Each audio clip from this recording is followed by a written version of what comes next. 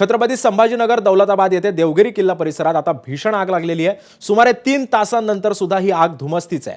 गवत वाढलेलं आहे आणि त्यामध्ये उन्हामुळे ही आग लागल्याची प्राथमिक माहिती आहे। तसंच किल्ल्याच्या चारही बाजूंनी ही आता आग पसरू लागली आहे आणि ही आग पसरल्यामुळे आता धुराचे लोट आपल्याला पाहायला मिळतात। या संदर्भात अधिक माहिती देतात आमचे प्रतिनिधी कृष्णा केंडे सध्या आपल्या सोबत आहे। कृष्णा, नेमकी आता ही आग विझवण्यासाठी आता काही प्रयत्न केले जात आहेत का?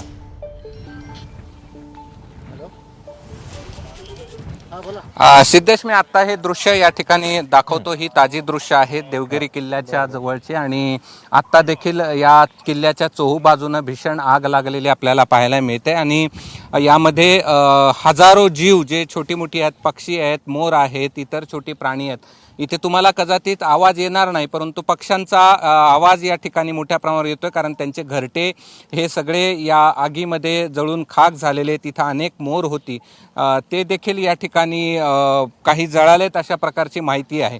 खरं तर ही आग लागली का कोणी लावली या संदर्भात अधिक स्पष्टता मिळू शकलेली नाही। मात्र देवगिरी किल्ल्याच्या चोहूबाजूनं ही आग या ठिकाणी लागलेली आहे आणि साधारणपणे 4 तासपेक्षा अधिक कालावधी झाला आहे। अग्निशामक दलाच्या 4 गाड्या या ठिकाणी आग विझवण्याचा प्रयत्न करतात। मात्र किल्ल्याचा परिसर एवढा मोठा आहे की तिथे ही आग या ठिकाणी त्यांच्यासाठी विझवणं आणि थांबवणं शक्य नाही आहे, कारण की खूप मोठ्या प्रमाणावरती आगीचे लोट या ठिकाणी आपल्याला पाहायला मिळत आहेत आणि मोठ्या प्रमाणावरती ही आग या ठिकाणी लागलेली आपल्याला पाहायला मिळते आहे। आपल्यासोबत इथे आग विझवणारे काही व्यक्ती आहेत जे सकाळपासून प्रयत्न करतात।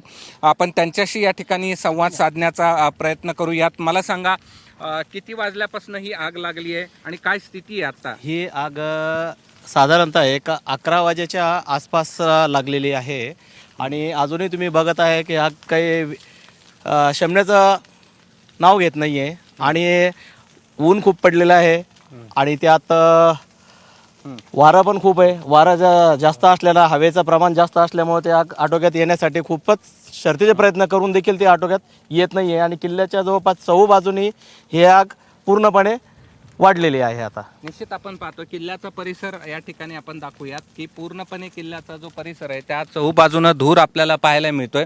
खरं तर या किल्ल्याची ओळख अशी आहे की हे अजिंक्य किल्ला म्हणून ओळखला जातो, जो कोणालाही जिंकता आला नाही। मात्र आगीला आज हा किल्ला जिंकता आलाय, कारण की सगळ्या चहूबाजूने या किल्ल्याच्या भोवतीचं जे गवत आहे ते जळून या ठिकाणी खाक झालेलं आहे। अनेक जीव जंतू यामधून नष्ट झालेले आहेत आणि ही आग लावली का लागली गेली या प्रश्नाचं उत्तर मात्र अजून कुणाकडेच नाही। नक्कीच, त्यामुळे आता ही आग लावली की कुणी किती नैसर्गिकरित्या लागलेली आहे हे देखील आता पाहणं महत्त्वाचं असणार आहे। लवकरच या आगीवरती नियंत्रण मिळेल असं देखील आपण आशा बाळगूयात। धन्यवाद कृष्णा, तू दिलेल्या अधिक माहितीबद्दल। एबीपी माझा, उघडा डोळे बघा नीट।